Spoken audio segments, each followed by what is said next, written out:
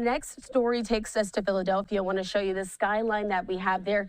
Beautiful shot there of the city, but we're getting critical new information. The NTSB is releasing new findings that happen about the fatal Northwest Philadelphia plane crash that left 7 people dead and 24 injured back in January. And now I wanted to go ahead and turn our attention now to Fox 29's Kelly Rule. She has much more on these findings.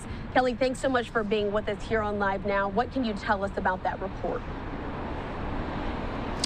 Well, Christina, the report says from the NTSB that they did not receive any calls of distress from the flight crew before the crash. That was something we knew in the days after the crash. So there was a lot of anticipation around the cockpit voice recorder and what that would show. But the report revealed today that it did not record the accident and that it has not been recording audio for several years now.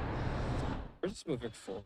The Billy family getting their first inspection by an insurance adjuster today for damage to the back and structure of their home following the Learjet plane crash in Northeast Philadelphia January 31st. The family grateful they were not home at the time and did not have to relocate. We have life, so life is better than everything, so yeah, we keep moving. As the community rebuilds, a new report from the NTSB reveals we may never know what was said on board the plane before the crash that took 7 lives. 11-year-old pediatric patient Valentina Guzman Murillo and her mother were among the 6 on board heading to Missouri when the plane fell from the sky about a minute after taking off, crashing on Cottman Avenue near the Roosevelt Mall, destroying nearby homes and businesses. 37-year-old Stephen Druitt in his car was the only person killed on the ground. The report says the cockpit voice recorder recovered under 8 feet of soil and debris at the impact site was cleaned and repaired, and the investigation found it did not record the accident and had not been recording audio for several years. The NTSB released this image of the flight track, saying there were no distress calls from the flight crew and that the pilots had the special certification to legally fly a Learjet 55.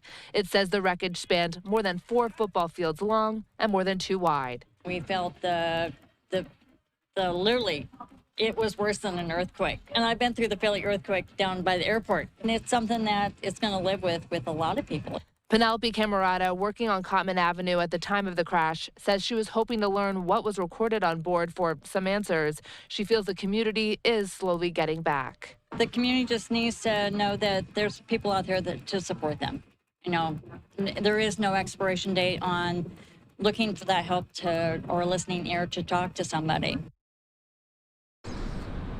Now, in the report, the NTSB says the airplane did have a warning system, and they shipped that to its manufacturer to see if they can pull any flight data from that. They said that evaluation is ongoing. Now, in response to the report, the city did put out a statement today reminding the public about their recovery resources that they have and their mental wellness resources. They're holding a virtual help session here in Philadelphia next week. Christina. And Kelly, before I let you go, I just have to ask you about some of the damage that was left behind from the plane crash. And as we know, 1 person was killed on the ground. How are those ultimate cleanup efforts still going there in the community? What's crazy, I can tell you right behind me, right behind these signs here, that was the impact site, and you would never know it. It's repaved. It's a road that's totally usable now. You would never know. So that's kind of crazy. But across the street here, there are homes that are still builded up, homes that people cannot return to. And that family that we interviewed, they had minimal damage, and they weren't able to get an insurance adjuster until just today to come out and do an inspection. It's taken that long. So unfortunately for homes, for businesses, I think it's still going to be quite some time. Very interesting to see how things are, again, shaping up there in Philadelphia. Kelly Rule with Fox 29, thanks so much for giving us this update. Thanks for having me. All right, we did want to bring that story to you here on Live Now from Fox. As you know, we brought it to you as breaking news when the flight crash happened back on January 31st. We're still continuing to get those updates, and we'll continue to do so over the next few days and weeks.